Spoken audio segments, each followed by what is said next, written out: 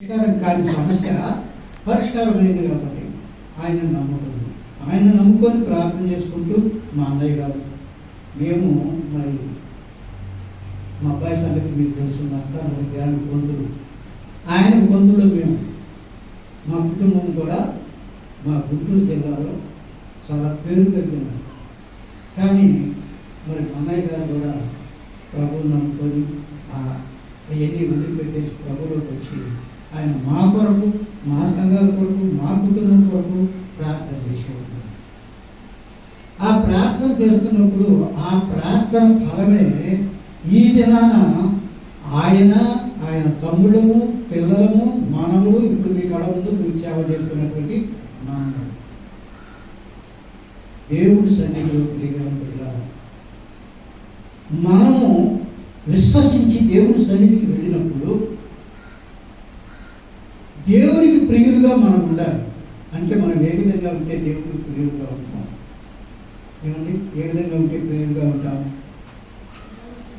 ఆయన ప్రేమించితే మన సమస్యలు ఖచ్చితంగా ఉంటే స్వస్థపరచుటకు ఆయన సమర్థుడు.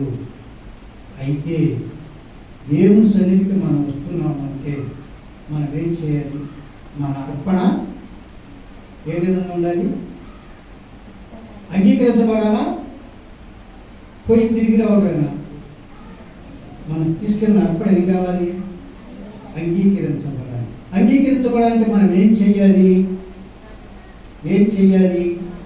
దేవుని సన్నిధిలో బైబిల్ చదువుతారా? తిమోతికి రాసిన 2వ పత్రిక 2వ అధ్యాయము 15వ వచనం. తిమోతికి రాసిన 2వ పత్రిక 2వ అధ్యాయము 15వ వచనం. దేవుని ఎదుట యోగ్యునిగాను, చిక్కుపడనక్కర్లేని పనివానుగాను చదువున్నాను లేదా?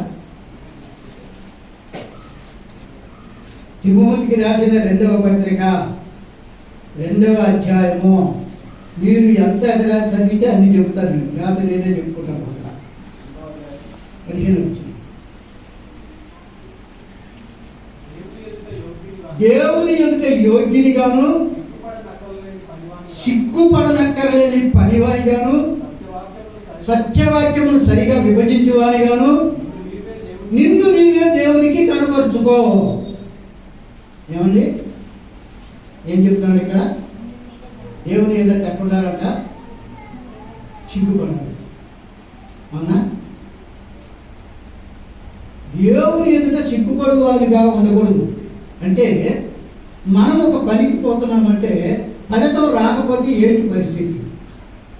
ఏమండి, ఏడుకొస్తున్నాం, ఆశీర్వాదం మనకు అందకపోతే ఎందుకు ఏడిపోతామంటే ఇక్కడ ఒక కూలికి పోయాము, ఆయన కూలి ఇవ్వలేదు.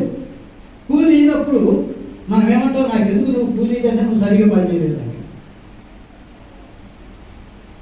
మనం అర్పణ తీసుకొని పోయినప్పుడు ఏ విధంగా ఉండాలి? అంగీకరించుకోండి.